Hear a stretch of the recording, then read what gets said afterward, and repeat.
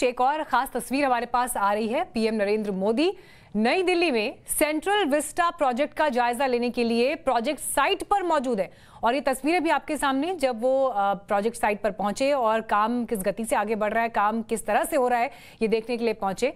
और ये तस्वीरें देखिए, आपको अलग अलग हिस्सों की भी इस वक्त दिखाई दे रही हैं। अभी कुछ दिन पहले हमने आपको टाइम्स नाउ नवभारत पर भी सेंट्रल विस्टा प्रोजेक्ट के दायरे के तहत जिन जिन ऑफिसेज को अब रिवैम्प किया जा रहा है उन एरियाज की एक झलक दिखाई थी। लेकिन ये तस्वीरें अपने आप में बहुत खास हैं, जब आप देख रहे हैं सीधे प्रधानमंत्री इस वक्त वहां पर मौजूद हैं।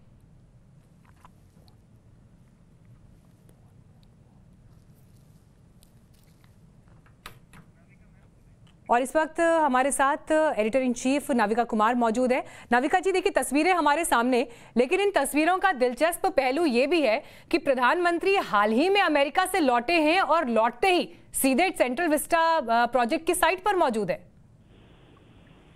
क्या बताऊं मीनाक्षी जी, प्रधानमंत्री हैं भारत के, सब उन्हें रिस्पेक्ट करते हैं, ऑफिस की भी रिस्पेक्ट है, लेकिन इंसान की जो रिस्पेक्ट है वो हर वक्त एक नया मोड़ लेती है। लोग हमें देशभक्त कहने की बजाय मोदी भक्त कहेंगे, लेकिन इसको परे करके अगर हम देखें तो ये आदमी है 71 ईयर ओल्ड। ये 20 मीटिंग्स करके आया है अमेरिका से। 20 मीटिंग्स करने के बाद भी इनमें इतनी एनर्जी है कि आते ही उन्होंने एक पब्लिक अपीयरेंस की। रात को एक कंस्ट्रक्शन साइट पे है सेंट्रल विस्टा में, वहां जाके कंस्ट्रक्शन देख रहे हैं, लोगों से मिल रहे हैं कि कोविड प्रोटोकॉल वहां फॉलो हो रहा है या नहीं, और सेंट्रल विस्टा का किस तरह से प्रोग्रेस हो रहा है। Hats off to this man called Narendra Modi. Yes, he is the Prime Minister of the country. देश की शान है, जो भी प्रधानमंत्री होता है और उस हाई ऑफिस को ऑक्यूपाई करता है उन्हें हमारा नमन रहता है।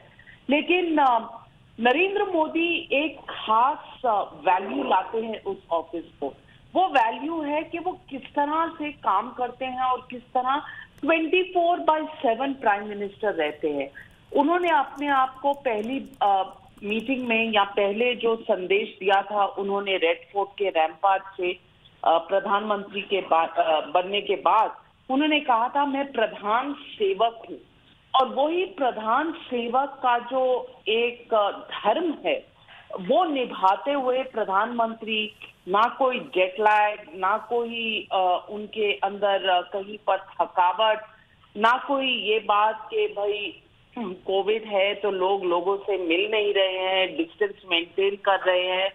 वहां भी आपने देखा यूनाइटेड स्टेट्स में भी, वॉशिंगटन या न्यूयॉर्क, वो डायस्पोरा से मिले, हाथ मिलाया। मतलब he is a politician, he is a human being who has a connect with people. मतलब उनका जो एक सीधा संपर्क है लोगों से, वो दिल को छू जाता है और यही शायद उनकी खासियत है। कहीं ना कहीं वो लोगों के दिलों को छू जाते हैं और लोग इसीलिए उन्हें याद करते हैं। मैंने कई बार सुना है लोगों से, जब मैं इलेक्शंस कवर करने गई हूँ या एक रिपोर्टर के तौर पे मैंने लोगों से उनका रिएक्शन पूछा है कि प्रधानमंत्री मोदी जी की तरफ उनका क्या रिएक्शन है। सबको ये लगता है कि वो उनके परिवार के मुखिया हैं और मुखिया की तरह वो बैठकर हर किसी के दुख दर्द को समझते हैं, खुशी उल्लास को समझते हैं, बच्चों के एक पीड़ा को समझते हैं कि हर उस परिवार में क्या गुजरती है। मैं सिर्फ ये कह सकती हूँ, और मुझे पता है कि कई ट्रोल्स किसी तरह वेट कर रहे होंगे कि हमें ट्रोल किया जाए, पर मैं बिल्कुल एक आजाद जर्नलिस्ट की तरह सोच रही हूँ कि मैंने पिछले 25 सालों में जो देखा है पॉलिटिकल वर्ल्ड में, इस तरह की शख्सियत मैंने नहीं देखी है। और ये शख्सियत वो शख्सियत है जो लोगों के साथ बिल्कुल जुड़ी हुई है और लोगों के साथ एक कनेक्ट बनाती है।